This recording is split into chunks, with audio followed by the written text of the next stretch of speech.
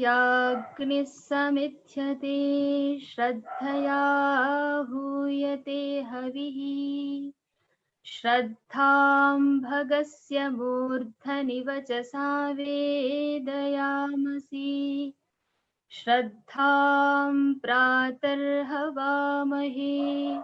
श्रद्धां मध्यं दिनं परि श्रद्धां सूर्यस्य निमृचे श्रद्धे श्रद्धापयेहनाः। ॐ शान्ति शान्ति शान्तिः।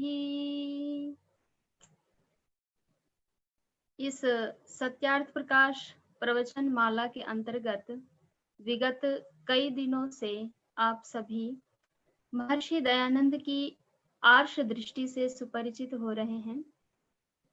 इस संपूर्ण क्रिया योजना के पीछे जिनकी मनीषा कार्यरत थी वे श्रद्धेय आचार्य कमलेश जी यहाँ पर उपस्थित हैं। मैं आपका अभिनंदन करती हूँ, वंदन करती हूँ। और आज के संयोजक जो भी यहाँ पर अभी मेरे बारे में कुछ शब्द परिचित करा रहे थे, मैं आप सभी का स्वागत करती हूँ।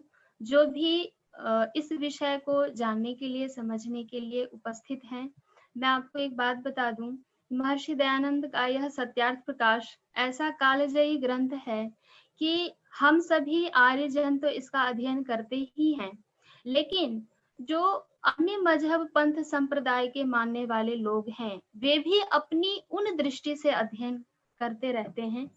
तो ऐसे ग्रंथ को लेकर के समाज के बीच में, जैसा कि अभी हम सभी घरों में हैं, लॉकडाउन चल रहा है, तो ऐसे समय में कहते हैं कि कभी कभी जो नदी की पास जाने की इच्छा होती है तो व्यक्ति वहां पर चल करके पहुंचता है, लेकिन सत्यार्थ प्रकाश रूपी ज्ञान की जो धारा है, जो एक गंगा जैसी ज्ञान धारा प्रवाहित हुई है, वह आप सभी के घरों में वह धारा स्वयं पहुंच रही है। तो मैं अतिरिक्त भूमिका बनाए बिना आप सभी के साथ जुड़ने का प्रयास करती हूँ इस विषय के साथ। देखिए, इस तृतीय समुल्लास का विषय है अध्ययन और अध्यापन। तो सबसे पहले प्रश्न ये उठता है कि शिक्षा का अधिकार, अध्ययन का अधिकार और अध्यापन का अधिकार। तो महर्षि दयानंद अपनी दृष्टि से ऐसी अनोखी बात कहते हैं कि जो जन जन तक सार्वभौम सिद्धांत के रूप में स्थापित हो जाता है। उन्होंने पहली ही पंक्ति में ये बात लिखी है कि संतानों को उत्तम विद्या, शिक्षा, गुण, कर्म और स्वभाव रूप आभूषणों का धारण कराना माता पिता और आचार्य संबंधियों का मुख्य कर्म है। ये उत्तम विद्या, शिक्षा, गुण, कर्म और स्वभाव, इसको महर्षि ने आभूषण के रूप में यहाँ पर व्यक्त किया है। और सुंदर लगना किसको अच्छा नहीं लगता? हर कोई ये चाहता है कि मैं इस प्रकार से वस्त्र धारण कर लूं, इस प्रकार के आभूषण को पहन लूं, इस प्रकार के वस्त्रों से मैं अच्छा दिखने लगूं।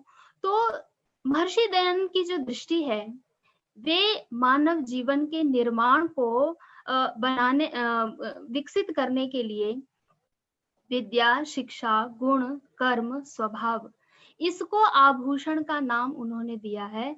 और यह आभूषण धारण कराने का कर्तव्य माता और पिता, आचार्य संबंधियों के हाथ में महर्षि दयानंद जी सौंप रहे हैं। तो आगे इसी विषय में महर्षि दयानंद जी सत्यार्थ प्रकाश की तृतीय समुल्लास के प्रारंभिक कुछ पंक्तियों में पाठशाला की व्यवस्था की, लड़कियों के लिए अलग पाठशाला होनी चाहिए और बालकों के लिए अलग पाठशाला होनी चाहिए, कि जहाँ पर कन्याएं अध्ययन करती हों वहां पर अध्यापिका, और जहाँ पर बालक अध्ययन करते हों, पुरुष अध्ययन करते हों, वहां पर अध्यापक की व्यवस्था होनी चाहिए। और वे अध्यापक भी सदाचारी हों, अध्यापक पुरुष व स्त्री दुष्टाचारी न हो, और यदि ऐसे हो तो उनसे शिक्षा न दिलावें। जो पूर्ण विद्या युक्त हो और धार्मिक हो वे ही पढ़ाने और शिक्षा देने योग्य हैं। तो इस प्रकार से महर्षि दयानंद सरस्वती, जो कि शिक्षा का सभी को अधिकार समान रूप से है, इस बात की बार बार विवेचना और स्थापना करते हैं। अब इसमें देखिए कि महर्षि दयानंद ने तृतीय समुल्लास में ही कन्यानाम संप्रदानम च कुमाराणाम च रक्षणम मनुस्मृति का यह वचन उद्धृत करके, श्लोक उद्धृत करके यह लिखते हैं कि यह राज नियम और जाति नियम होना चाहिए कि 5वें और 8वें वर्ष में बालकों को और बालिकाओं को अपने घर में कोई भी न रखे, अपितु उनकी पाठशाला में अवश्य भेज दे। क्योंकि आप सभी जानते हैं, हम सबने एक श्लोक याद किया हुआ है, माता शत्रु पिता वैरी ये न बालो न पाठितः। क्यों ऐसा कहा कि वे माता पिता शत्रु हैं? इसलिए कि न शोभते सभा मध्य हंस मध्य बको यथा। जिस प्रकार से एक बहुत ही सुसंस्कृत और सभ्य पढ़े लिखों की सभा में कोई अनपढ़ व्यक्ति चला जाता है, जैसे हंस के बीच में बगुला होता है, तो वैसी स्थिति बालक या बालिकाओं की न हो। तो इसलिए महर्षि दयानंद जी बहुत ही नियम शब्द को रखते हुए कि यह राज नियम और जाति नियम होना चाहिए। और उसके बाद कहते हैं कि प्रथम लड़कों का यज्ञोपवीत घर में हो और फिर उनका यज्ञोपवीत पाठशाला में भी आचार्य कुल।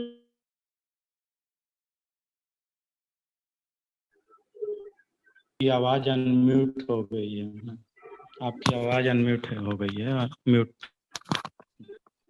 तो मेरी आवाज आ रही है? जी जी आ रही है, बोलिए।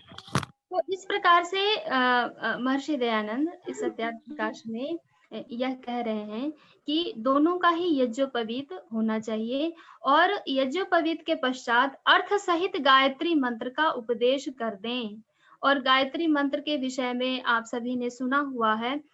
इस गायत्री मंत्र में कुछ भी ऐसी बात नहीं है कि जो लड़कियों के लिए ना लिखी हो या किसी अन्य वर्ग के लोगों के लिए नहीं लिखी हो, किसी विशेष जाति के लिए ऐसी व्यवस्था ना हो। इसमें तो ईश्वर से हम अच्छी बुद्धि के, अच्छे कर्मों को करने की प्रेरणा की मांग कर रहे हैं कि हे ईश्वर, मुझे ऐसी बुद्धि प्रदान करो कि मैं उस बुद्धि से अच्छे कर्म को कर सकूं। अब बताइए इसमें क्या समस्या है कि लड़कियों को, कुछ लोग कहते हैं कि गायत्री मंत्र पढ़ने का अधिकार नहीं है। उनसे ये मैं पूछना चाहती हूँ कि कहते हैं कि गायत्री मंत्र यदि पढ़ लेंगी तो विपरीत फल प्राप्त होगा। अब उनसे कोई ये पूछे कि क्या आपने किसी महिला को या फिर स्त्री को गायत्री मंत्र पढ़वा करके और उसके अनुसार जीवनचर्या करवा करके देखा है कि आप ये कह रहे हैं कि विपरीत फल प्राप्त होगा? और यदि ऐसा देखा है तो फिर वह फल क्या था जिसकी वजह से आपको एक बहुत बड़े सम्मानित मंच से यह कहना पड़ रहा है कि यदि लड़कियां गायत्री मंत्र पढ़ लेंगी तो विपरीत फल प्राप्त होगा? इसमें विपरीत फल का कोई भी ऐसा शब्द नहीं है, यह वेद का पवित्र मंत्र है। अब मैं आपको तृतीय समुल्लास में ही, जहां से देखिए महर्षि दयानंद की जो शैली है वह प्रश्नोत्तर की शैली है। जब आप कक्षा में अध्यापन कर रहे होते हैं तो वहां पर भी यदि आप प्रश्न और उत्तर की शैली में बालकों को अध्यापन करते हैं तो वे आकर्षित भी होते हैं और उनका मन भी लगा हुआ रहता है। तो उसी शैली में महर्षि दयानंद जी यहाँ पर लिख रहे हैं तृतीय समुल्लास में ही आगे के संदर्भ में, जो कि मेरा आज का विषय है, स्त्री शिक्षा और समाज संरचना। तो इसमें एक प्रश्न है कि क्या स्त्री और शूद्र भी वेद पढ़ें? और जो ये पढ़ेंगे तो हम फिर क्या करेंगे? और इनके पढ़ने में तो प्रमाण भी नहीं है, जैसा कि यह निषेध है, स्त्री शूद्रो नाधियाताम इति श्रुति, कि स्त्री और शूद्र ना पढ़ें। अच्छा, मैं एक बात और बता दूं कि स्त्री शूद्रो नाधियाताम में वेद ना पढ़े, गायत्री ना पढ़े का विधान निषेध नहीं है, अपितु पढ़े ही नहीं। स्त्री और शूद्र को शिक्षा का ही अधिकार नहीं है, वेद और गायत्री तो आगे की बात है।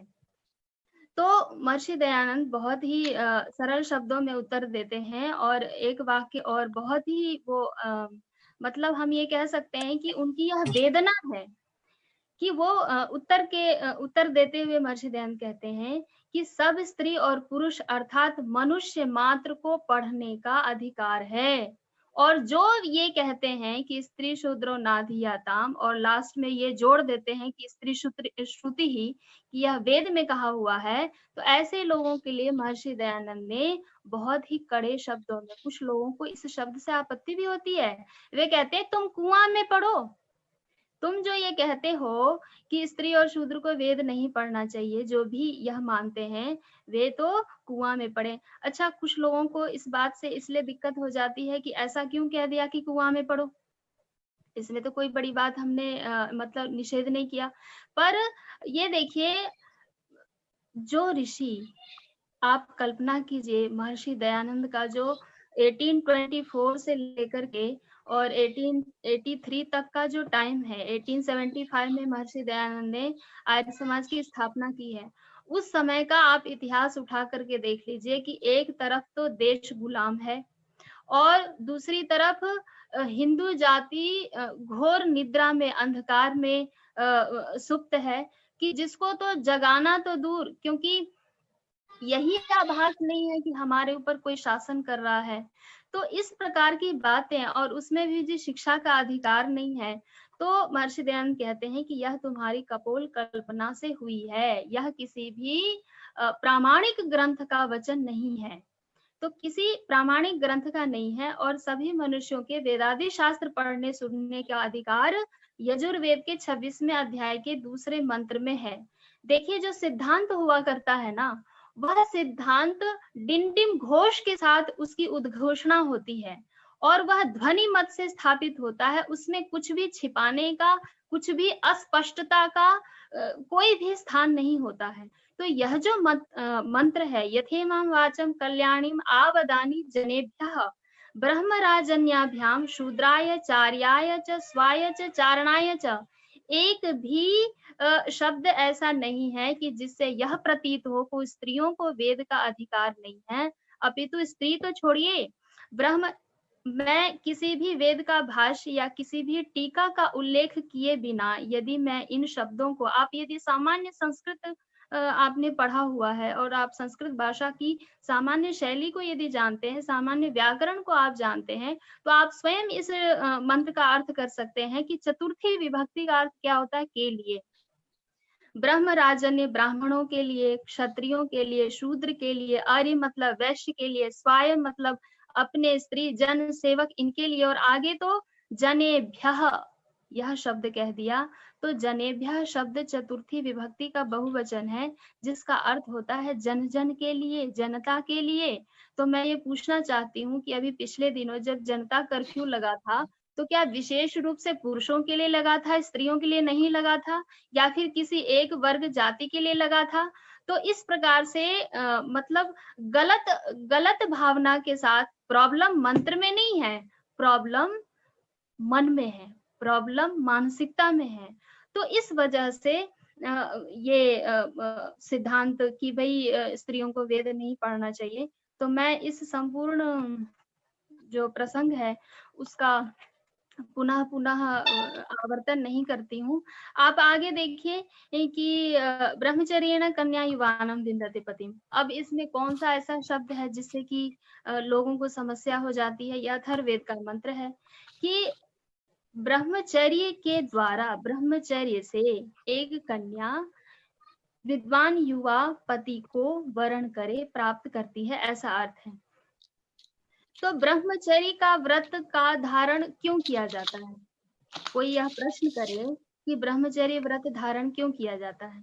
आप मुझे ये बताइए कि गुरुकुल में जब कुछ महाविद्यालय हैं जहाँ पर केवल और केवल पुरुषों के लिए, ब्राह्मणों के लिए ही, कोई इतर जाति का व्यक्ति नहीं पढ़ सकता है, तो वहां पर भी यदि ब्रह्मचर्य व्रत धारण करते हैं तो किसके लिए करते हैं? ब्रह्मचर्य व्रत धारण इसलिए करते हैं, ये जो पवित्र संस्कार होता है, वेदारंभ होता है, वेदों का अध्ययन करना है, षडंग सहित, सांग सहित विद्वान बनने की इच्छा से ही ब्रह्मचर्य का व्रत धारण किया जाता है। तो कन्या यदि ब्रह्मचर्येण युवानम विन्दते पतिम, तो यहाँ पर ब्रह्मचर्य का कोई अर्थ हो जाएगा कि केवल और केवल कन्या इंद्रिय निग्रह ही उद्देश्य है यहाँ पर ब्रह्मचर्य का? तो ऐसा अनर्थ करना ये उनकी केवल और केवल मानसिकता का परिचायक है। आगे एक और प्रश्न है कि क्या स्त्री लोग भी वेदों को पढ़ें? देखिए, बार बार स्पष्टता से प्रश्न किया जा रहा है। यही समान प्रश्न पूर्व पृष्ठ में भी उल्लेखित है कि क्या स्त्री और शूद्र भी वेद पढ़ें, और फिर से यही प्रश्न है कि क्या स्त्री लोग भी वेदों को पढ़ें? तो आप अब महर्षि दयानंद श्रौत सूत्र का प्रमाण देते हैं। इमं मंत्रम पत्नी पठेत, यह स्पष्ट वाक्य है। इसका अर्थ आप सभी स्वयं समझ रहे होंगे। इस मंत्र को पत्नी पढ़े। अब कुछ लोग इसमें क्या अर्थ कर देते हैं, नहीं नहीं, यहाँ पर तो इमं मंत्रम पत्नी पठेत से अर्थ पढ़ना नहीं है, अपितु पति पढ़े तो साथ में बैठ के सुने। अब मुझे एक बात बताइए कि पठ व्यक्तायाम वाची धातु का अर्थ इमं मंत्रम पत्नी पठेत से पत्नी यहाँ पर कर्ता है और पठेत क्रिया है, तो पढ़े अर्थ नहीं होगा तो सुने अर्थ कैसे हो जाएगा। जहां पर पठ व्यक्तायाम वाची धातु का प्रयोग हो रहा है और लकार का प्रयोग हो रहा है, वहां पर सुनना अर्थ तो नहीं किया जा सकता। तो स्त्री यज्ञ में इस मंत्र को पढ़े। जो वेदादि शास्त्रों को यदि नहीं पढ़ी होवे तो यज्ञ में स्वर सहित मंत्रों का उच्चारण और संस्कृत संभाषण कैसे कर सके। और भारतवर्ष के इतिहास की एक और झलक हमें यहाँ पर देखने को मिलती है कि स्त्रियों में भूषण रूप गार्गी इत्यादि वेदादि शास्त्रों को पढ़कर पूर्ण विदुषी हुई थी। गार्गी का प्रसंग आप सभी जानते हैं, मुझे पुनः आवृत्ति की आवश्यकता नहीं है। तो यह स्पष्ट शतपथ ब्राह्मण में लिखा हुआ है। भला जो पुरुष विद्वान और स्त्री अविदुषी और स्त्री विदुषी और पुरुष अविद्वान हो तो नित्य प्रति देवासुर संग्राम घर में मचा रहे, फिर सुख कहाँ। क्योंकि समानशील व्यसनेषु सख्यम, आप सभी जानते हैं यह सिद्धांत है। तो यदि कोई बहुत ज्यादा विद्वान है और बिल्कुल ही मूर्ख स्त्री है तो निश्चित रूप से बातों को समझने में, निर्णय लेने में और समान रूप से नहीं हो सकता। तो इस प्रकार से उस बात को यहाँ पर महर्षि स्पष्ट कर रहे हैं।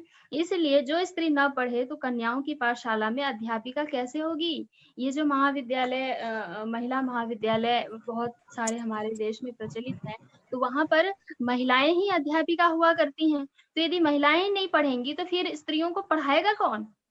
और राजकार्य, न्यायाधीश इत्यादि गृहाश्रम का जो कार्य है वो पति को, स्त्री को और स्त्री को पति को प्रसन्न रखना, यह सब काम, घर के अधीन रहना, बिना विद्या इत्यादि काम अच्छे प्रकार से कभी भी नहीं हो सकते।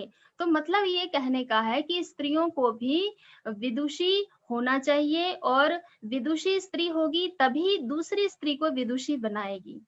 अब एक और बात कह रहे हैं महर्षि दयानंद कि आर्यावर्त में स्त्रियां धनुर्वेद को जानने वाली हुई, युद्ध विद्या में निपुण हुआ करती थी। तो आप सभी कैकेयी और दशरथ को, कैकेयी ने युद्ध में साथ दिया था, तो वह सभी है। और स्त्रियों को व्याकरण, धर्म, वैदिक, गणित, शिल्प विद्या इत्यादि सारी विद्याओं को पढ़ने के लिए महर्षि प्रेरित कर रहे हैं। यहाँ पर शिल्प विद्या के जाने बिना घर का बनवाना, वस्त्र आभूषण इत्यादि का बनवाना और गणित विद्या के बिना सभी कामों का हिसाब किताब समझना, वेदादि शास्त्र विद्या के बिना ईश्वर और धर्म को न जान के अधर्म से कभी भी नहीं बच सकते हैं। तो इस प्रकार की जो बातें हैं जो स्पष्ट हैं, बहुत ही व्यावहारिक है, इसमें कोई समस्या ही नहीं है कि भाई स्त्री वेद न पढ़े।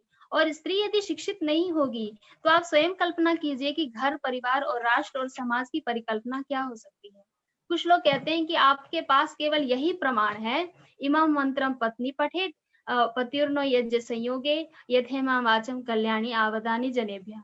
तो मैं ऐसे लोगों के लिए, देखिए वैसे तो घर में यदि कोई माता खाना बनाती है तो उसे पता होता है कि चावल पककर तैयार हो गया, तो एक चावल को स्पर्श करने मात्र से ही यह पता चल जाता है कि चावल ओदन पककर तैयार हो गया है। लेकिन ऐसे लोग जिनको लगता है कि इनके पास केवल यही प्रमाण है, तो वेदों में हजारों ऐसे मंत्र हैं जहां पर स्पष्ट रूप से आप देखिए, अथर्ववेद में एक मंत्र आता है, मैं पूरा मंत्र नहीं पढ़ रही हूँ, कि उसमें लिखा है कि हे पत्नी, मैं ज्ञानवान हूँ और तू ज्ञानवती है, और मैं सामवेद हूँ और तुम ऋग्वेद हो। तो इस प्रकार के जो उदात्त भावपूर्ण चिंतन है मंत्रों में, उसको कैसे ठुकराया जा सकता है। इसी तरह से आप देखिए अथर्ववेद का एक मंत्र है, प्रसिद्ध है, आप सभी जानते होंगे, याद भी होगा। शुद्धाः पूता योषितः यज्ञियाः इमाः ब्रह्मणाम हस्तेषु प्रपृथक साधयामि। यहाँ पर जो सबसे महत्वपूर्ण शब्द है वह शब्द है योषित। तो योषित शब्द का अर्थ क्या है? युवती है, नारी का वाचक है। तो उसके साथ जो शब्द है यज्ञियाः, यह सबसे महत्वपूर्ण शब्द है। तो यज्ञीय शब्द कैसे बनता है? आपको पता है, आपने व्याकरण पढ़ा हुआ है। तो यज्ञ कर्म अर्हतीति यज्ञ, तात्पर्य हुआ कि शुद्ध पवित्र और यज्ञ को करने कराने वाली नारियां ज्ञान के द्वारा अपने बल को, विद्या को धारण करते हुए यज्ञ कर्म को करती हैं। यह अर्थ है इसका। इसी प्रकार से ब्रह्मचारिणी कन्या को वेद का अधिकार है या नहीं, युवती कन्या को अधिकार है या नहीं, वृद्धा को, नारी को अधिकार है या नहीं। तो सभी प्रकार के मंत्र अध्ययन के क्रम में मुझे प्राप्त हुआ है। तो मैं आप सभी के सामने उसका यहाँ पर चर्चा कर देना चाहती हूँ। कोई हाँ, मेरी अनुजा लिख रही, स्त्री ही ब्रह्मा बभूविता। हाँ, स्त्री तो ब्रह्मा है ही, और ऐसा मंत्र में कहा हुआ है। तो एक मंत्र है, तौदी नामासी कन्या घृताची नाम वासी अधस्पदेन ते पदमांत दे विषदूषणम। यहाँ पर अथर्ववेद का मंत्र है 10-4-24 का, आप चाहें तो नोट भी कर सकते हैं। यहाँ पर कन्या और घृताची शब्द, दो शब्दों का मैं व्याख्यान करना चाहूंगी। घृताची शब्द का अर्थ होता है घृतेन अंचति। क्यों? क्योंकि जो अंचति है उसमें धातु क्या है? अंचुगति पूजनीय हो। तो वो घृत के द्वारा आहुति प्रदान करती है, घृत के द्वारा वह यज्ञ क्रिया करती है।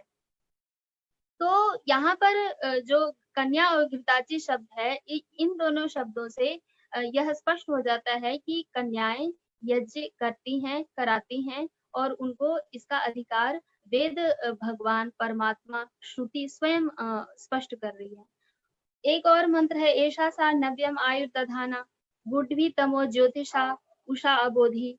तो यहाँ पर अग्रएति युवती अह्रयाणा प्राचिकितत् सूर्यम यज्ञम अग्निम। यहाँ पर भी उषा के साथ घर की स्त्री की तुलना की गई है कि जिस प्रकार से सूर्य उदित होता है और फिर वो प्रकाश को प्राप्त होता है, उसी प्रकार से जो युवती है, वह नारी जो ज्ञान से संपन्न होकर के अज्ञान को हटाती है, वह भी परमात्मा के सानिध्य को प्राप्त करती है और यज्ञ आदि कर्मों के द्वारा संपन्न करती हुई त्रुटियों को दूर करती है।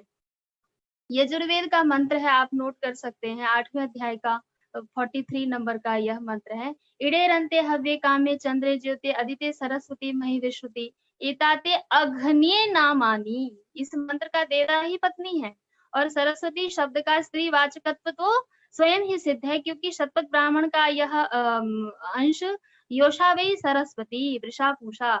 यहाँ पर जो सरस्वती शब्द है, सरस्वती शब्द में क्या धातु है? श्री गतौ, ज्ञान गमन प्राप्ति।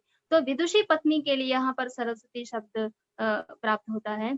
इसी तरह से सरस्वतीं देवयन्तः हवन्ते सरस्वती मध्वरे तायमाने सरस्वतीं सुकृतो आह्वयन्त सरस्वती दाशुषे वार्यं दात। यह ऋग्वेद का मंत्र है, आप पता नोट कर सकते हैं, 10-17-7 का है। तो यहाँ पर भी देवयन्तः सरस्वतीं हवन्ते, इसमें 4 बार सरस्वती शब्द का पद का प्रयोग हुआ है। और अध्वरे तायमाने सरस्वती आह्वन्ते सरस्वतीं सुकृतः आह्वयन्ते, कि दिव्य गुणों की कामना करने वाले विदुषी देवी को निमंत्रित करते हैं। क्यों करते हैं? यज्ञों के अवसरों पर अनुष्ठान करने के लिए ऐसी स्त्री का आवाहन किया जाता है। ऋग्वेद का सूर्या सूक्त, जिसमें उदात्त भावनाएं ओतप्रोत हैं, उसमें उदसौ सूर्यो अगाध उदयं मामको भगः अहम तद्विद बलापतिम अभ्यासाक्षी विशासहि अहम केतुः अहम मूर्धा अहम उग्रा विवाचनी ममेदनु क्रतुम पतिः सेहा नाया उपाचरेत मम पुत्राः शत्रुहणः अथो मे दुहिता विराट उताहमस्मि संजया पत्यो में श्लोक उत्तमः। इस प्रकार की वीर गाथा रूप मंत्र ऋग्वेद में उद्धृत है। अब लोग यदि स्त्री को वेद ही नहीं पढ़ने देंगे तो अविदुषी स्त्री कैसे अपने बच्चे को और संतान को, पुत्र को बता पाएगी कि मम पुत्र शत्रुहणः, वीरत्व का गुण कैसे धारण करा सकती, अथो में दुहिता विराट की मेरी पुत्री कैसी है, विराट है, विशेषेण राजते प्रकाशते, और मैं कैसी, अहम केतु हूँ, मैं ज्ञान की पताका रूप हूँ, मैं मूर्धा हूँ, मैं उग्रा हूँ, विवाचनी हूँ। तो इस प्रकार के जो शब्द हैं, पद हैं वेदों में, उन सभी पदों से क्या प्रकट होता है कि स्त्रियों को ऐसा बनना चाहिए, और बनना चाहिए इसके लिए यदि एक समाज एक स्वर से यह कहे कि वेद ही ना पढ़े, तो ये कैसे संभव हो सकता है कि स्त्रियों के अंदर इस प्रकार के उदात्त गुण वैभव और भावनाएं उनके अंदर आ सकेंगी। बृहद देवता का 24वां अध्याय आप उठा करके देख लीजिए, वहां पर लिस्ट है ऋषिकाओं के नाम की। तो वहां पर लिखा है, घोषा गोधा विश्ववारा अपाला उपनिषद निषद ब्रह्मजाया जुहुर्नामा अगस्त्यस्य स्वसादितिः इंद्राणी चेन्द्र माता च सरमा रोम उर्वशी लोपामुद्रा च नद्यश्च यमी नारी च शश्वती श्रीः लक्ष्मीः सार्फराजी वाक् श्रद्धा मेधा च दक्षिणा रात्रि सूर्या च सावित्री ब्रह्मवादिन्य ईरिता। ये सभी जो मैंने अभी बताए ब्रह्मवादिन्य, ये सभी ब्रह्मवादिनी हैं, वेद और ईश्वर को जानने वाली हैं, ऐसा कहा गया है। और ऋग्वेद के बहुत सारे मंत्र मेरे पास है। अभी मैं यदि एक एक का आपके सामने उपस्थापन करूं तो मुझे लगता है कि विलंब हो जाएगा। शतपथ ब्राह्मण का एक वाक्य आपके सामने उद्धृत कर रही हूँ। तेवै पत्नी ही संयाजयिष्यन्तः प्रतिपरायन्ति पत्नी संयाजन, अर्थात पत्नियों के द्वारा यज्ञ कराने का विशेष रूप से विधान है, इस वाक्य से पता चलता है। और शतपथ ब्राह्मण का बहुत ही प्रसिद्ध वाक्य आप सभी के मुख में कंठस्थ रहता हमेशा, मातृमान पितृमान आचार्यवान पुरुषो वेद। यहाँ पर मातृमान से क्या अर्थ लेते हैं, प्रशस्ता विदुषी धार्मिकी माता विद्यते यस्य, कि जिसकी माँ कैसी है, प्रशंसनीय है, विदुषी है, वेदों की मर्मज्ञा है और धार्मिक है, धर्म को जानने वाली है। अर्थात तो धर्म जिज्ञासा, एक पूरा का पूरा दर्शन ही धर्म की जिज्ञासा के ऊपर, पृष्ठभूमि के ऊपर आधारित है। तो ऐसी माता है, वह मातृमान कहलाता है। और कात्यायन का जो श्रौत सूत्र है, उसमें मैं आपको वेदों से, ब्राह्मण ग्रंथों से, श्रौत सूत्रों से, स्मृति से, रामायण से, महाभारत से, पुराणों से, व्याकरण शास्त्रों से, सभी शास्त्रों से आपको मैं प्रमाण देना चाहूंगी कि कहीं भी ऐसा कोई भी वाक्य नहीं प्राप्त होता है कि जहां पर ये लिखा हुआ हो कि स्त्रियां वेद न पढ़ें, उनका ये बुरा हो जाएगा, यह गलत हो जाएगा, ऐसा हो जाएगा, विपरीत फल मिल जाएगा, कहीं भी ऐसा नहीं प्राप्त होता है। तो कात्यायन का श्रौत सूत्र उसका प्रमाण प्राप्त होता है, स्त्री च अविशेषात्। अच्छा, क्यों कहना पड़ा अलग से यह सूत्र, तो देखिए प्रसंग ये चल रहा है, ब्राह्मणः अग्निन आदधीत स्वर्ग कामो यजेत, स्वर्ग की कामना से, इच्छा से, यजेत यजन करे, यज्ञ याग करे। तो यहाँ पर यदि किसी को यह संदेह हो जाए कि स्वर्ग काम हमें तो पुल्लिंग है, तो पुरुष ही यजन करे, तो कहा स्त्री च अविशेषात् इति च विशिष्ट लिंग श्रवणात् स्त्रिया अनधिकारे प्राप्ते इदम आह, स्त्री च अविशेषात्, क्या कि स्त्री का भी यज्ञादि में अधिकार है, क्योंकि स्वर्ग कामो यजेत इस वाक्य में पुल्लिंग का प्रयोग होने से कोई यह ना समझ ले कि केवल पुरुष का ही अधिकार है, अपितु यहाँ पर जो पुल्लिंग और एक वचन है वह अविवक्षित है, अर्थात वक्ता का तात्पर्य नहीं है कि कोई एक ही पुरुष स्वर्ग की कामना से यजन करे, तो बल्कि स्त्री च विशेषात, स्त्री को भी यज्ञ का अधिकार है, यह कहना पड़ा।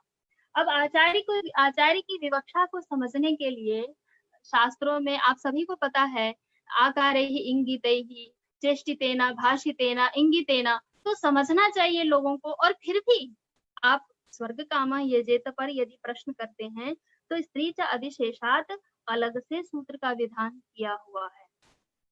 तो यहाँ पर जो आधान वाक्य में पुल्लिंग की विशेषता और प्रधानता होने से स्त्री का भी यज्ञ में अधिकार है, यह स्पष्ट होता है।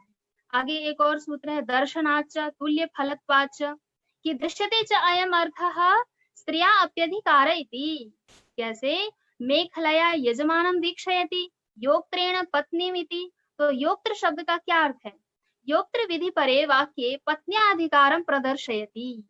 योक्त्र कहते हैं मूंज की बनी रस्सी को, कि जब स्त्री को ब्रह्मचर्य का व्रत का धारण कराया जाता है, दीक्षा दी जाती है, तो उस समय स्त्री को योक्त्र का धारण कराए। अच्छा, ये तो अधिकार की बात हो गई। आप कहते हैं स्त्री को अधिकार नहीं है, तो अधिकार किसको नहीं है उसके लिए मैं आपको प्रमाण उपस्थित कर रही हूँ। अंगहीना, अश्रोत्रियः, षण्डः, शूद्र वर्जम, अर्थात जो अंधा है, जो बहरा है, मतलब अंगों से विकल है, अनधीत, जो जिसने पढ़ा हुआ नहीं है, अनधीत वेद और नपुंसक को यज्ञ का अधिकार नहीं है। और मैं आपको बार बार बता रही हूँ, शूद्र शब्द का अर्थ होता है जिसको बार बार पढ़ाने से भी न पढ़ने में समझने में आए। ऐसा होता है, आप सभी यहाँ पर शिक्षक उपस्थित हैं, गुरु हैं, आचार्य हैं, टीचर हैं, तो आपको पता होगा कक्षा में यदि 50 विद्यार्थी हैं तो उसमें से पढ़ने वाले कितने होते हैं, टॉपर कितने होते हैं, और उस पढ़ करके उस विद्या के साथ समाज में काम करने वाले कितने होते हैं, आप सभी को पता है। एक और प्रमाण मैं यहाँ पर देना चाहूंगी। पुराकल्पे तु नारीणां मौंजी बंधनम इष्यते अध्यापनम च वेदानां सावित्री वाचनम तथा। तो इस प्रमाण से स्त्रियों का ये जो पवित्र और वेदाध्ययन, गायत्री उपदेश इत्यादि का अधिकार स्पष्ट होता है। तो कुछ लोग टीकाकार क्या कहते हैं कि कल्प शब्द का यह अर्थ नहीं है जो आप अर्थ लेते हैं पुराकल्पे से। तो कल्प शब्द का क्या अर्थ है? तो देखिए, शास्त्र में यदि संदेह उत्पन्न होता है तो व्याख्यान तो विशेष प्रतिपत्ति नहीं संदेहाद लक्षणम। हमारे शास्त्रों में यह भी विधान है कि यदि आप कहीं पर संदेह कर रहे हैं, आपको संदेह उपस्थित हो रहा है, तो आप उसके लिए व्याख्यानतः विशेष प्रतिपत्ति ही। तो मनुस्मृति का यह श्लोक है, उपनीयः तु यः शिष्यं वेदम अध्यापयेत् द्विजः सकल्पम सरहस्यम तमाचार्यं प्रचक्षते। आचार्य की परिभाषा में यहाँ पर कल्प शब्द का अर्थ क्या किया है? तो आचार्य कुल्लूक, जिन्होंने मनुस्मृति पर टीका लिखी है, आप सभी जानते हैं, भी उनको प्रमाण के रूप में उपस्थापित करते हैं। तो इसमें कल्प शब्द का क्या अर्थ होता है? कल्पो यज्ञ विद्या। अब सकल्पम सरहस्यम का अर्थ आपको स्वयं समझ में आ गया, और पुराकल्पेतु नारीणाम में जो कल्प शब्द है उसका क्या अर्थ है आप स्वयं समझ सकते हैं। अब देखिए आगे एक हारित संहिता। हारित संहिता में यह वचन प्राप्त होता है कि शूद्र न शूद्र समाह स्त्रियः, कि शूद्रों के समान स्त्रियां नहीं होती हैं, कि आपने एक सिरे से एकदम कह दिया कि भाई स्त्री शूद्र द्विज बंधु नाम न च त्रयी श्रुति गोचरा, ऐसा कथन मुझे क्रमशः अभी नहीं उपस्थापित कर रही हूँ। तो न शूद्र समान स्त्रियां, कि शूद्र के समान स्त्रियां नहीं होती है। शूद्र कौन है? तो जिनको पढ़ने से भी नहीं समझ में आता है वे हैं, तो उनकी तरह स्त्रियां नहीं है। इसलिए कुछ लोग जो ये कहते हैं कि स्त्रियों का जो भी संस्कार है, चाहे वो कोई भी संस्कार है, तो उस संस्कार को अमंत्रक करना चाहिए। अमंत्रक मतलब मंत्र का पाठ नहीं करना है, तो ऐसा कहते हैं। तो फिर कहा तस्मात् छंदसा स्त्रियः संस्कार्यः। ये हारित संहिता का मैं प्रमाण उपस्थित कर रही हूँ कि तस्मात् छंदसा स्त्रियः संस्कार्यः, कि स्त्रियों का भी संस्कार वेद मंत्रों से ही होने का विधान स्पष्ट होता है। तो दो प्रकार की स्त्रियों का उल्लेख प्राप्त होता है, एक ब्रह्मवादिनी और एक सद्योवधू। तत्र ब्रह्मवादिनी नाम उपनयनम अग्निबंधनम वेदाध्ययनम स्वगृहे भिक्षा इति। अभी हमारे सामने एक प्रश्नकर्ता प्रश्न कर रहे थे कि ब्रह्मवादिनी किसे कहते हैं।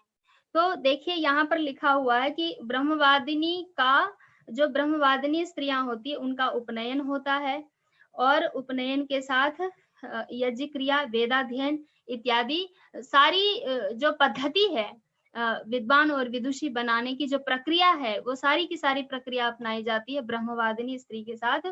और सद्योवधू कौन कहलाती हैं? तो सद्योवधू नाम तु उपस्थिते विवाहे कथनचित उपनयनम कृत्वा विवाह कार्यः। आज भी ऐसा ही देखा जाता है कि कई घरों में आप जब विवाह संस्कार कराने के लिए जाते हैं तो उसी समय स्त्री का भी उपनयन संस्कार कर दिया जाता है। तो जिनका विवाह के समय में उपनयन करके विवाह कर दिया जाता है, अभी इन दिनों आजकल पुरुषों के विवाह में भी यह देखा जाता है कि उसी समय उपनयन संस्कार करके, और कुछ लोग तो ये कहते हैं कि अलग से स्त्री को यज्ञोपवीत देने का कोई विधान नहीं है और देना भी नहीं चाहिए, तो पुरुष को ही 2 यज्ञोपवीत दे देते हैं। नहीं, 2 यज्ञोपवीत नहीं, आपको मार्केट में 6 लड़ी वाला भी यज्ञोपवीत उपलब्ध है, क्योंकि आवश्यकता ही आविष्कार की जननी होती है। कुछ समाज को यह अभीष्ट हो गया कि स्त्री को तो यज्ञोपवीत देना है नहीं, तो 6 धागे का यज्ञोपवीत पुरुष को ही धारण करा दो। यज्ञोपवीत का मतलब है 3 ऋणों को समझना और उन 3 ऋणों से आजीवन उऋण होने के लिए सतत प्रयत्न करना। यह कोई बोझ नहीं है, यह कोई क्या कह सकते हैं कि यह कोई दुर्भावनापूर्ण और जबरदस्ती करने वाला कार्य नहीं है। यह तो हर मनुष्य का, हर जीवात्मा का यह कर्तव्य है कि वह संसार में आया है तो धर्म, अर्थ, काम पूर्वक मोक्ष की भी प्राप्ति करे, और उस मोक्ष को प्राप्त करने के लिए धर्म पूर्वक अर्थ है, धर्म पूर्वक काम है, और मोक्ष का अधिकारी प्रत्येक जीवात्मा है। अब देखिए, रामायण के अनुसार मैं आपको कुछ प्रमाणों आपके सामने उपस्थित करना चाहूंगी। रामायण काल में स्त्रियों का वेदाध्ययन और संध्या हवन इत्यादि किस रूप में प्राप्त होता है, प्रमाण पुरस्सर मैं आपको बताना चाहती हूँ। एक सर्व प्रसिद्ध पिछले दिनों यह श्लोक प्रत्येक आर्यजन के कंठ पर उपस्थित था। साक्षौम वसना हृष्टा नित्यं व्रत परायणा अग्निम जुहोति स्म तदा मंत्रवित कृत मंगला। यहाँ पर यह प्रसंग है कि माता कौशल्या देवी वेद मंत्रों को जानने वाली, व्रत परायणा और प्रसन्न चित्त होकर के रेशमी वस्त्रों को धारण करने वाली अग्निहोत्र कर रही थी। कुछ व्याख्याकार ने जुहोति स्म का अर्थ यह कर दिया कि करा रही थी, कर नहीं रही थी, करा रही थी। तो कैसे करा रही थी? वो चुपचाप बैठी हुई थी और हवन हो रहा था, यज्ञ हो रहा था। तो मैं पूछना चाहती हूँ, आप सभी यहाँ पर संस्कृतज्ञ उपस्थित हैं, पठति स्म, गच्छति स्म, खादति स्म का क्या अर्थ होता है? पढ़ रही थी, खा रही थी, बोल रही थी, हंस रही थी, यही होता है ना। जब हम ये कहते पढ़ा रही थी तो क्या वाक्य बोलते हैं? णिजंत प्रयोग करते हैं, पाठयति स्म, पढ़ा रही थी। तो जुहोति स्म से जो लोग ये कहते हैं कि भाई वो कर नहीं रही थी, यज्ञ करा रही थी, तो ये गलत है, क्योंकि व्याकरण की कुछ तो सीमा को समझना चाहिए ना। इसी तरह से तारा देवी का प्रसंग उपस्थापित होता है, बाली की पत्नी तारा देवी। ततः स्वस्तैनम कृत्वा मंत्रविद विजयेशिणी, विजय की इच्छा रखने वाली, मंत्रविद मंत्रों को जानने वाली तारा। और सीता की संध्योपासना के लिए अयोध्या कांड में एक श्लोक प्राप्त होता है, लक्ष्मणेन यदा नीतम पीतम वारी महात्मना। ये सामान्य सा वाक्य है, विभक्ति वचन क्रियापद आप सभी को पता है। लक्ष्मणेन यदा नीतम पीतम वारी महात्मना औपवास्यम तदा कार्षित राघवः सह सीतया ततस्तु जलशेषेण लक्ष्मणो अप्यकरोत् तदा वाग्यतास्ते त्रयः संध्यां समुपासन्त संहिताः। त्रयः संध्यां समुपासत, कि उन तीनों ने मिलकर के संध्योपासना की। सुंदरकांड का एक और श्लोक मैं आपको बताना चाहती हूँ। संध्या काल मना श्यामा ध्रुवम एष्यति जानकी नदीम चेमाम शुभ जलाम संध्यार्थे वर वर्णिनी। कि यहाँ पर हनुमान कह रहे हैं कि संध्या काल के समय संध्या करने के लिए सीता जी इस जल वाली नदी के तट पर अवश्य उपस्थित होंगी। तो देखिए, जो साहित्य है या फिर शास्त्र है, वह उस समाज का, उस काल का, उस परिस्थिति का, उस समाज के प्रत्येक क्रियाकलाप का दिग्दर्शक होता है, बताने वाला होता है। और इसी तरह से आप लंका कांड में जब वह वर्णन चलता है कि सीता का प्रतिरूप बना करके फिर किया गया था, तो वहां पर एक वाक्य प्राप्त होता है, यज्ञोपवीत मार्गेण छिन्ना तेन तपस्विनी। यहाँ पर सीता का यज्ञोपवीत धारण करना भी स्पष्ट होता है। और कैकेयी के लिए एक वाक्य आता है, तदा सुमंत्रम मंत्रज्या कैकेयी प्रत्युवाच। यहाँ पर कैकेयी के लिए आया हुआ यह वाक्य मंत्रज्या मतलब मंत्रों को जानने वाली, मंत्रम जानाति इति मंत्रज्या। तो इस प्रकार से रामायण के कई सारे ऐसे प्रसंग, मैंने सभी को अभी उपस्थापित नहीं किया है आपके सामने, क्योंकि 5:50 हो चुके हैं और मुझे अभी बहुत कुछ कहना है। इसी तरह से आप देखिए, उपनिषदों में गार्गी, मैत्री और याज्ञवल्क्य के साथ उनका प्रश्न संवाद आप सभी जानते हैं। बृहदारण्यकोपनिषद में एक प्रसंग उपस्थित होता है जहाँ पर ये कहा गया है, अथ य इच्छे द्वैता में पंडिता जायेत, कि जो यह चाहता है कि मेरी पुत्री पंडिता होवे, तो उसके लिए तिलोतनम पाचयित्वा, इस वचन में पंडिता पुत्री को उत्पन्न करने के लिए जिस विशेष उपाय का वर्णन है वह महत्वपूर्ण है। अब पंडित किसे कहते हैं? तो आप सभी जानते हैं, विदुर नीति का प्रसिद्ध श्लोक है, आत्मज्ञान समारंभ तितिक्षा धर्म नित्यता। इसमें पंडित का लक्षण बताया हुआ है। तो इसकी व्याख्या में शंकराचार्य जी लिखते हैं, ये लिखते हैं कि पांडित्यम गृह तंत्र विषयम वेदे अनधिकारात। क्या कह रहे हैं कि स्त्रियों को पांडित्य तो ठीक बात है कि पंडिता अथ य इच्छेद पंडिता में दुहिता जायेत, ठीक है, आपको पुत्री ऐसी चाहिए तो पंडिता होवे, तो पांडित्य कैसा है? तो उनका जो पांडित्य है वह गृह तंत्र विषयम, केवल घर के ही काम काज में ही उनका पांडित्य है, क्योंकि वेदे अनधिकारात, वेद में तो उसका अधिकार है नहीं। अच्छा, मैं आपको एक बात बताना चाहती हूँ, इस प्रकार की व्याख्या के पीछे क्या वजह है? तो देखिए, किसी भी व्यक्तित्व को यदि समझना है तो आप उनके कृतित्व को पढ़ लीजिए, तो आपको समझ में आ जाएगा। तो इनकी एक कृति है, मैं बहुत सम्मान के साथ यहाँ पर कहना चाहती हूँ कि शंकराचार्य जी की एक कृति है प्रश्नोत्तरी। उस प्रश्नोत्तरी पुस्तक को आप पढ़ेंगे तो आपको बहुत ज्ञान प्राप्त होगा, बहुत ज्ञानवर्धन होगा, क्योंकि अनेकों प्रश्नों में बहुत सरल शब्दों में, छोटे-छोटे वाक्य में ऐसे ज्ञान का भंडार उसमें उपस्थापित किया हुआ है। तो उसी में एक प्रश्न मिलता है, विश्वास पात्रम न किमस्ति, तो उत्तर है नारी। फिर है द्वारम किमेकम नरकस्य, कि नरक की द्वार क्या है? तो फिर है उत्तर नारी। विज्ञान महाविद्यतमः अस्ति को वा, कि कौन सबसे महाविद्य है? तो लिखते हैं नार्या पिशाच्या न च वंचितो यः। तो देखिए, वेदे अनधिकारात और गृहतंत्र विषयम पांडित्यम, इसके पीछे इन्हीं के ग्रंथ को यदि आप टटोलेंगे तो इस प्रकार के वाक्य को आपको पढ़ने को मिलेगा कि नरक की द्वार नारी है और नारी रूपी पिशाच से जो वंचित नहीं है। तो इस प्रकार के वाक्यों को पढ़ करके आपको क्या लगता है कि जब ये बृहदारण्यकोपनिषद का भाष्य करेंगे तो यह लिख देंगे कि वेद पढ़ने का अधिकार है, और अथ यह छेद पंडिता में दुहिता जायेत, तो दुहिता वही पंडित होगी जो आप चाहते हैं कि वेद की विदुषी हो। ऐसा कभी नहीं हो सकता है, क्योंकि व्यक्ति के जीवन के एक देश को समझ लेने से भी उसके संपूर्ण क्रियाकलाप को कई बार समझा जा सकता है। अब मैं आपको महाभारत के कुछ प्रमाण बताना चाहूंगी कि जिसके आधार पर आपको स्वयं स्पष्ट हो जाएगा कि महाभारत कालीन स्त्रियों की क्या उत्तम दशा थी, क्या उनकी यशोगाथा थी। अत्र सिद्धा शिवा नाम ब्राह्मणी वेद पारगा, उद्योग पर्व से मैंने यह वचन उद्धृत किया आपके सामने। आदित्य सकलान वेदान लेभे असंदेह मक्षयम। यहाँ पर क्या है, शिवा नाम की ब्राह्मणी वेदों में पारंगता थी। वेद पारगा मतलब वेदों में पारंगत थी, और उसने सभी वेदों को पढ़कर संदेह रहित होकर के निश्चित रूप से मोक्ष पद को प्राप्त किया।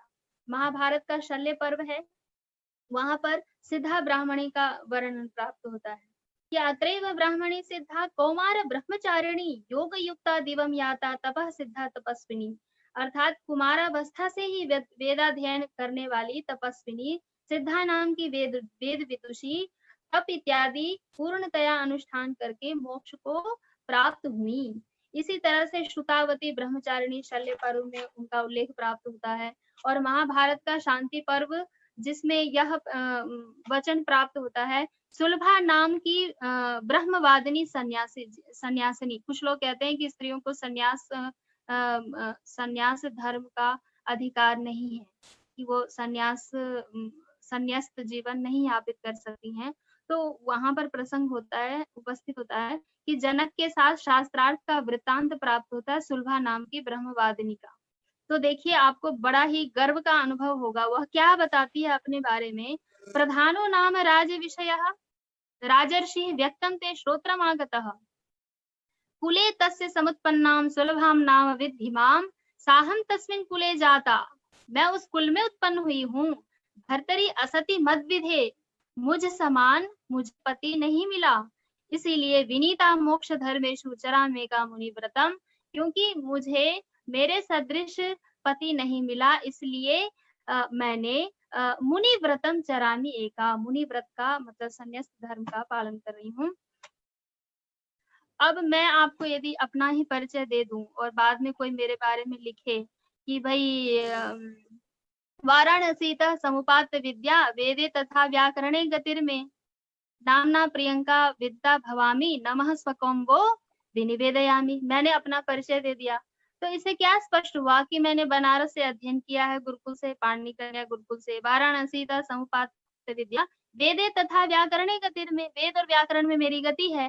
तो इस तरह से इन वाक्यों को पढ़ने से कोई इसकी अलग व्याख्या करने लग जाए कि नहीं वह तो ऐसा था, वो ऐसी नहीं थी, इसकी तो ये व्याख्या है, इस शब्द का तो ये अर्थ है। तो देखिए बार-बार अपनी रूढ़ी मानसिकता का परिचय नहीं देना चाहिए। द्रौपदी के लिए पंडिता शब्द का प्रयोग आता है। इसी प्रकार से पुराणों में महाभारत के बहुत सारे प्रसंग है।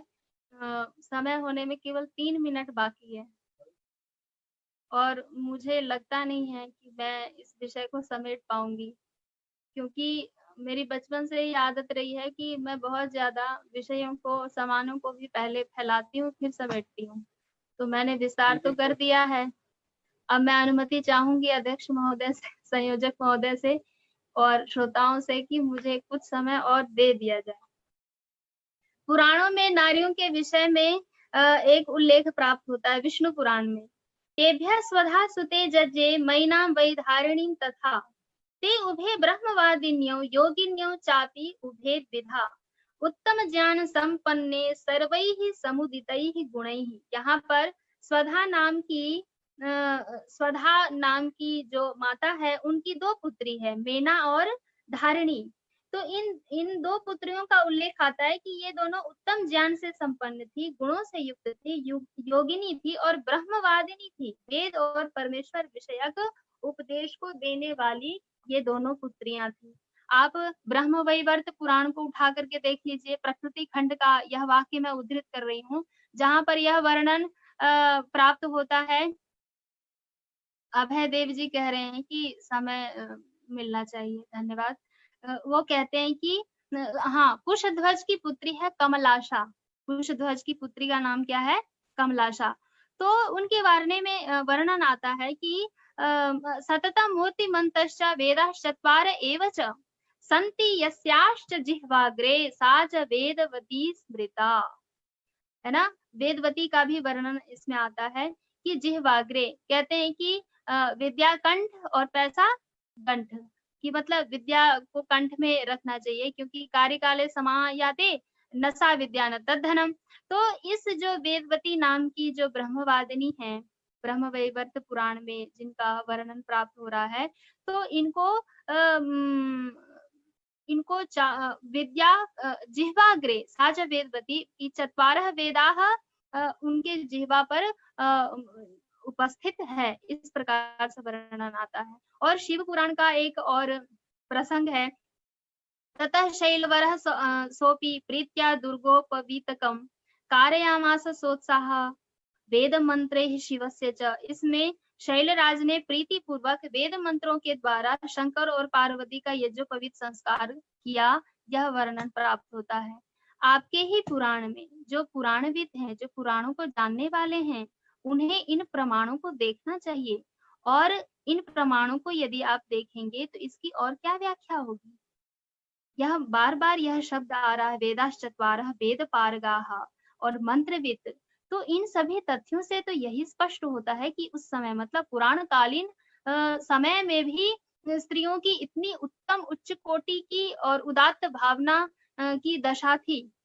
भविष्य पुराण का एक और प्रसंग है, ब्राह्मणाः क्षत्रियाः वैश्याः शूद्रा ये शुचयो मलाः तेषां मन्त्राः प्रदेया वै न तु संकीर्ण धर्मिणाम्। और या स्त्री भर्ता वियुक्तापि स्वाचारे संयुता शुभा सा च मंत्रान् प्रगृह्णातु स भर्तृ तदनुज्ञया। यहाँ पर भी देखिए किसको वेद नहीं पढ़ना चाहिए यह कथन प्राप्त हो रहा है कि केवल अधार्मिक को और पापियों को ही वेद पढ़ने का अधिकार नहीं है। वह तो हम सभी जानते हैं क्योंकि निरुक्त में एक प्रसंग उपस्थित होता है कि भाई विद्या जा करके कहती है कि मेरी रक्षा करो और किसको नहीं विद्या देनी है यह भी प्रसंग उसमें उपस्थित होता कि असूय काया और जो सरल हृदय वाले नहीं हैं, जो अनरिजु हैं, तो उन्हें विद्या नहीं देनी चाहिए। तो यहाँ पर भी ब्राह्मण को, क्षत्रिय को, वैश्य को, शूद्र को, इन सभी को विद्या प्रदान कर देनी चाहिए। शुचयः अमलाः शूद्रा जो पवित्र हैं और बुद्धि को रखने वाले हैं, उन्हें भी वेद मंत्र का ज्ञान कराना चाहिए। और किसको नहीं देना चाहिए? तो संकीर्ण धर्मिणाम। इसी प्रकार से संस्कृत काव्यों में भी नारियों के वेदाध्ययन के अनेक प्रसंग उपस्थित होते हैं। आप सभी जानते हैं कि मंडन मिश्र की पत्नी थी, आचार्य मंडन मिश्र हुए हैं हमारे समाज में। तो उसके लिए यह प्रसंग आता है, सर्वाणि शास्त्राणि षडंग वेदान काव्यादिकान वेत्ति परम च सर्वम तन्नास्ति नो वेत्ति यदत्र वाला तस्मात् अभूत चित्र पदम जनानाम। यह पूरा का पूरा प्रसंग यदि मैं उपस्थित करूंगी तो बहुत समय हो जाएगा। मेरा तो मन था कि मैं ये शास्त्रार्थ का पूरा प्रकरण और पूरा वर्णन मैं आपको बताऊं, लेकिन उभय भारती के लिए ये जो शब्द आ रहा है सर्वाणि शास्त्राणि षडंग वेदान काव्यादिकान, इन्होंने जब मंडन मिश्र से शास्त्रार्थ किया और मंडन मिश्र हारने लग गए तो उन्होंने उभय भारती विदुषी ने कहा कि आपने एक अंग को जीता है, मैं इनकी भार्या हूँ, अर्धांगिनी हूँ, आप मुझे भी जीतो। तो मैं ये सारे प्रसंग को मैं छोड़ दे रही हूँ। और बाण भट्ट की कादम्बरी आप पढ़ते हैं, पढ़ाते भी हैं, उसमें महाश्वेता के वर्णन के प्रसंग में एक वाक्य आता है, वो ध्यान देने वाली बात है, ब्रह्म सूत्रेण पवित्रीकृत काया। महाश्वेता के वर्णन में आता है कि वह कैसी पवित्र कृत काया थी, तो ब्रह्म सूत्रे, हाँ ब्रह्म सूत्र क्या है? यज्ञोपवीत है। और भवभूति के उत्तरांचरित को भी अध्ययन अध्यापन में सभी लोग पढ़ते हैं। तो उसमें एक प्रसंग आता है, बड़ा ही अच्छा वर्णन है वहां पर कि अस्मिन् नगस्ते प्रमुखा प्रदेशे भूयांसः उत्कीर्थ विदो वसंती तेभ्यः अधिगंतुम निगमांत विद्याम। मैं उनसे निगम पर्यंत विद्या को पढ़ने के लिए वाल्मीकि पार्श्वादिह पर्यटामि। और व्याकरण शास्त्र में अनेक सूत्रों के माध्यम से, महाभाष्य की कई सारी पंक्तियों के माध्यम से वेदों को पढ़ने का नारियों को अधिकार है। इस प्रसंग को मैं आपको थोड़े शब्दों में बताना चाहती हूँ, मेरा समय हो चुका है, फिर भी मैं इन बातों को न बताने का लोभ संवरण नहीं कर पा रही हूँ। तो देखिए अष्टाध्यायी का एक सूत्र है, इंद्र वरुण भव शर्वम रुद्र मृड हिमारण्य। उसमें आता है अंत में आचार्य नाम आनुक, आनुक आगम होता है और इंद्राणी इत्यादि शब्दों की व्युत्पत्ति होती है।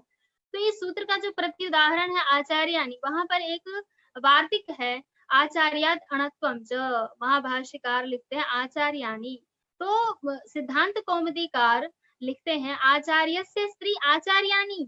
वहां पर तो अणत्व नहीं होगा कि जो पुंग योग स्त्री है, कि जिसका पति आचार्य है, उसकी पत्नी उसे कुछ वेद का या अन्य शास्त्रों का या अध्यापन का नहीं है, तो वो आचार्यानी कहलाती है। लेकिन आचार्य या स्वयं व्याख्यात्री अर्थात जो स्वयं षडंग सहित सांग और सरहस्य वेद का अध्यापन कराने और मानविकाओं का उपनयन करने वाली होती हैं, कराने वाली होती हैं, वह आचार्य कहलाती हैं।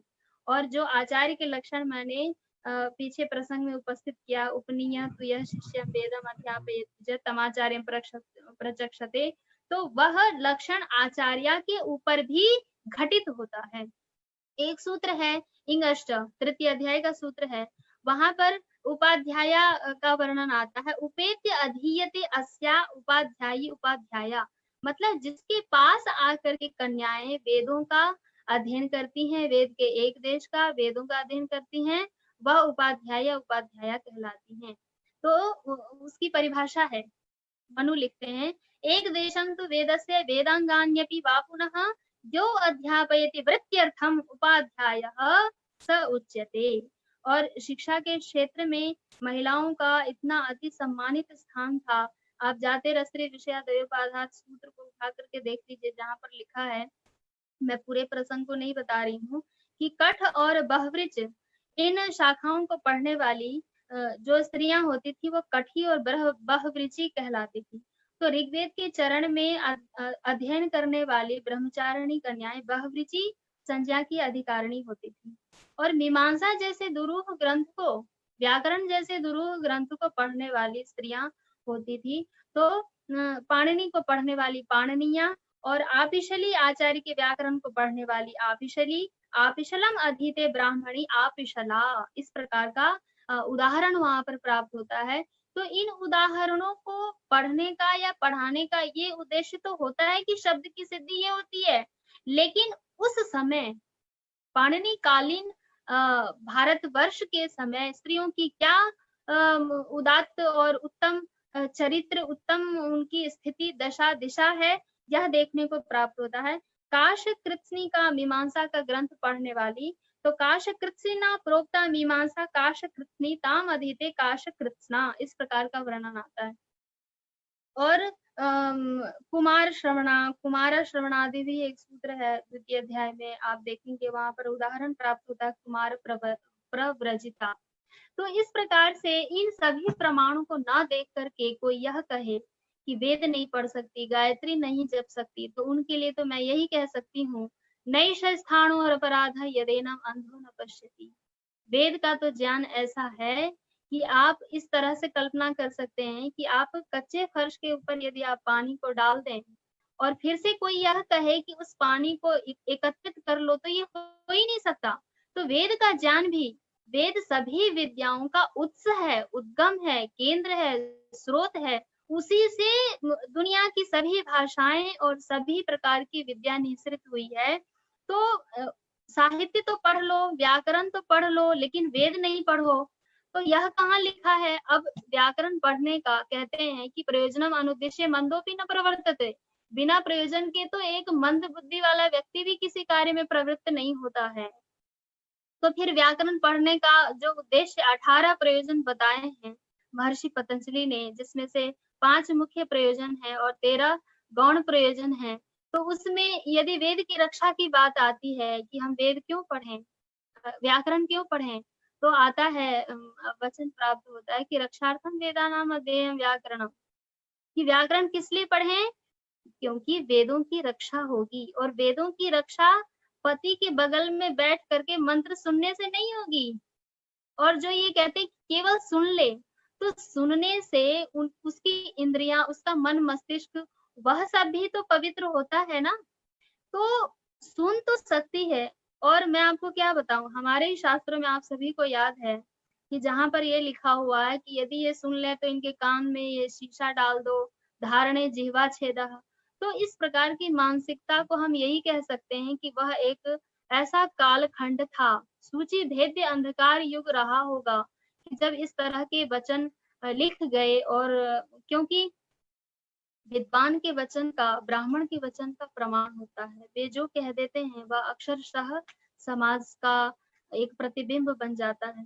तो ऐसे समय में यदि इन बातों को लिख दिया गया या फिर कहा गया, तो मैं समझती हूँ आज का युग है, आज के युग में आप इस तरह से अध्यापन करते हुए ये कहें, बहुत सारे सूक्त हम लोग पढ़ाते हैं विश्वविद्यालय में, महाविद्यालयों में, उनके कोर्स में लगाए हुए हैं, वहां पर कन्याएं होती हैं, तो कोई यह कहे कि केवल सुनना है, पढ़ना नहीं है, इसकी व्याख्या नहीं समझनी है, इसकी टीका पर ध्यान नहीं देना है, तो ये कैसी बात कहलाएगी?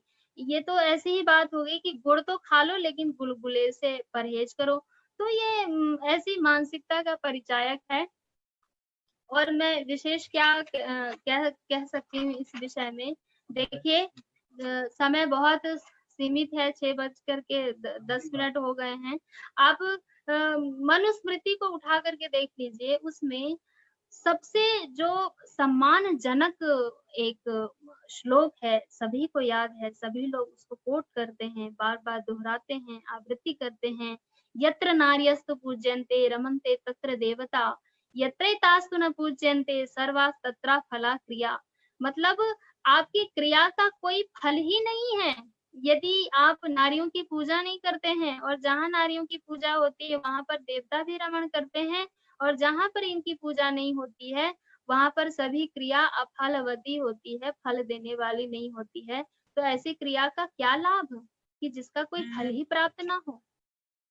तो इस प्रकार से अब स्त्री शिक्षा के विषय में तो मैंने अपनी बात कह दी। और समाज संरचना, आप देखिए कि संपूर्ण जो सृष्टि है, सृष्टि को संचालित करने वाला ईश्वर, उसने मातृ रूप में, स्त्री रूप में, नारी रूप में, दुहिता के रूप में एक अ, ऐसी प्रक्रिया का, एक ऐसी जीवात्मा का, एक ऐसी योनि का विधान किया है कि जिससे सर्जन की प्रक्रिया प्रसरित होती है, सर्जन की प्रक्रिया उद्भूत होती है।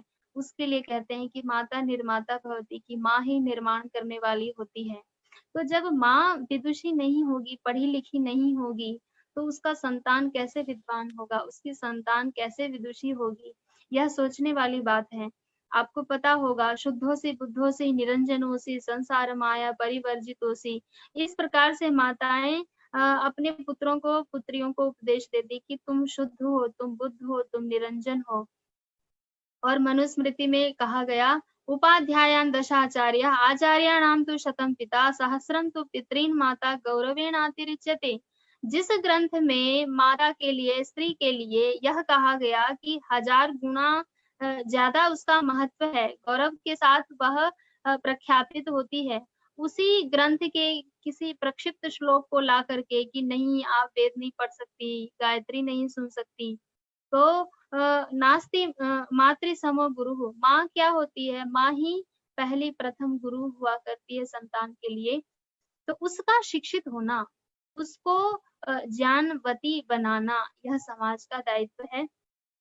और परिवार को सुदृढ़ करने में, अपने संतानों को चरित्र निर्माण करने की प्रक्रिया में माँ की सर्वप्रथम मुख्य भूमिका होती है। आप देखिए कि राष्ट्र के वैभव से, राष्ट्र के गौरवशाली इतिहास से माँ यदि परिचय करा देती है, तो मैं समझती हूँ वह उसके लिए किसी स्कूल में जाकर के पढ़ने की आवश्यकता नहीं होती। कई बातें हम अपने घर में ही अपने माँ-पिता, बड़े जनों के व्यवहार से ही सीख जाते हैं, अनायास ही सीख जाते हैं कि अभिवादन करना है, ईश्वर के प्रति कृतज्ञता रखनी है, ईश्वर सभी जगह है, चोरी नहीं करना है। जैसे आज के समय में सीसीटीवी लगा देते हैं कि पता चल जाएगा यहाँ से कौन गया और क्या हुआ। उसी प्रकार से इस तरह की भावनाओं को भर देना कि ईशावास्यम इदं सर्वम, कि ईश्वर सभी जगह है। यदि आप किसी की कॉपी कलम भी ले लेते हैं, तो निश्चित रूप से ईश्वर देख रहा है। तो इस तरह की भावनाओं को यदि हम बचपन में ही जीवन को अनुशासित बनाने के लिए चरित्र में ही बीज वपन कर देते हैं, तो निश्चित रूप से समाज का, परिवार का, राष्ट्र का कल्याण होता है। और स्त्री का तो सबसे ज़्यादा महत्व है समाज में, क्योंकि वो 2 कुलों की दीपक होती है। एक अपने पितृकुल में, मातृकुल में, और फिर पति के कुल में।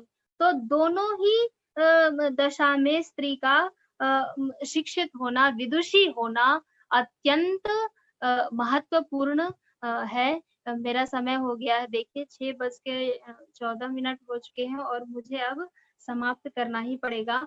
तो मैं महर्षि दयानंद के प्रति बहुत ही आप्त हृदय से नमन करती हूँ, वंदन करती हूँ कि ऐसे-ऐसे शास्त्र और ऐसे-ऐसे प्रमाण और इस प्रकार के समाज में महर्षि दयानंद का आविर्भाव हुआ और उन्होंने महिलाओं को ब्रह्मा के पद पर बिठाया, स्त्री ही ब्रह्मा बभूविथा। इस प्रकार के उदात्त भावनाओं को समाज में फिर से स्थापित करने का प्रयास किया। दो पंक्तियाँ प्रस्तुत करना चाहती हूँ। युगों से सुप्त भी धरती, अंधेरा घोर छाया था, निरख कर देश की हालत, ऋषि का मन भी रोया था। उठाया सत्य का झंडा, अंधेरा डगमगाया था, अमर सत्यार्थ ज्योति से जगत यह जगमगाया था। तो यह जो सत्यार्थ प्रकाश है, वह एक ज्योति है। आपके हाथ में एक प्रकाश का एक सूचक है, उसको लेकर के आप जहाँ भी जाएँगे, वहाँ से अंधेरा अवश्य डगमगाने लगेगा। वीर सावरकर लिखते हैं कि यह जो ग्रंथ है सत्यार्थ प्रकाश, यह हिंदू जाति की रगों में उष्ण रक्त को संचारित करने वाला है और इसकी सत्यार्थ प्रकाश की विद्यमानता में कोई भी मजहब अपनी शेखी नहीं बखार सकता। तो यह सत्यार्थ प्रकाश जो लगभग कई 3000 ग्रंथों का सार है, निचोड़ है, गागर में सागर है और इस ग्रंथ का अध्ययन अध्यापन हम सभी कर रहे हैं और श्रद्धेय आचार्य जी के माध्यम से आप सभी के पास इसकी ज्ञान धारा पहुँच रही है। तो मैं अपनी बात को इतना ही कह कर के विराम देती हूँ कि कभी बुद्ध काल था, कभी शंकराचार्य का काल था, लेकिन उस काल में बौद्ध का इतना ज़्यादा बोलबाला था, फिर भी स्त्रियों के प्रति जो वेद की दृष्टि है, जहाँ पर ये कहा गया मातृमृष्टा अर्थात विदुषी माता के द्वारा शुद्ध की हुई, वही मातुरः का भी उदाहरण प्राप्त होता है पाणिनि व्याकरण में। एक अपनी विदुषी माता से और एक आचार्य जो गुरुकुल की आचार्य हुआ करती है, उससे शुद्ध की हुई मातृमृष्टा उसके लिए विशेषण आता है। तो देखिए वही सिद्धांत समाज में जीवित और प्रासंगिक बना रहता है कि जो हमेशा उस युग में तर्क की कसौटी पर खरे होते हैं।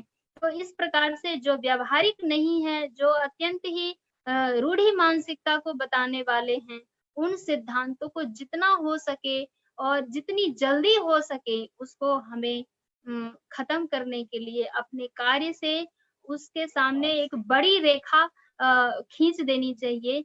तो आपको पता है इतिहास उठा करके देख लीजिए, ऐसे हजारों सिद्धांत, कई सारी सभ्यताएं समाप्त हो गई। इसलिए समाप्त हो गई क्योंकि वो सभ्य समाज में सुसंस्कृत और वैदुष्यपूर्ण समाज में तर्क के साथ, सामंजस्य के साथ तालमेल नहीं बिठा सकी। इसलिए वे बातें, ऐसे सिद्धांत अपने आप समाप्त होते चले गए। तो मैं फिर से एक स्वस्थ समाज की परिकल्पना में सत्यार्थ प्रकाश का और स्त्री की शिक्षा में, समाज की संरचना में महर्षि दयानंद की दृष्टि और सत्यार्थ प्रकाश की विद्यमानता को बारंबार नमन करती हूँ, वंदन करती हूँ। मैं अपनी आचार्य जी को नमन करती हूँ, मेरी जो जननी माँ है मैं उसको नमन करती हूँ, पिता को नमन करती हूँ कि मुझे भी ऋषि की दृष्टि मिली, आर्ष दृष्टि मिली और इतने सारे प्रमाणों के माध्यम से आपके इस विषय के कारण से मुझे भी अध्ययन करने का मौका मिला और ब्रह्मा पद की अधिकारिणी यह सुन करके अपने आप में संपूर्ण स्त्री समाज को गौरव का अनुभव होता